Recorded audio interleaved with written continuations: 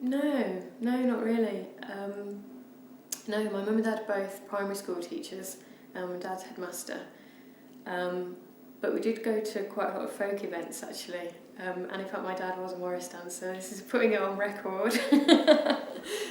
Which is interesting because the route that I've taken to end up working with Morris men hasn't been that route sort of through exploring my family and my childhood, but it is interesting that that's where you kind of end up back.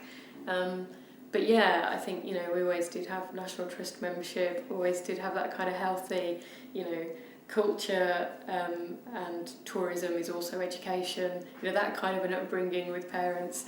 And so I'm sure that's really affected my creativity, that I don't see those sectors as being separate, and I don't see kind of education and academia as being something that only happens in schools and, you know, colleges. It's something that we're all involved in, and that our kind of sense of who we are is made by those things, even if we don't think we're directly engaged with them. You know, what your leisure activity, how your leisure activity is suggested to you, you know, by your councils, by your peers, etc. And the things you think you're choosing as your hobbies, because that's who you are very, very much created for you.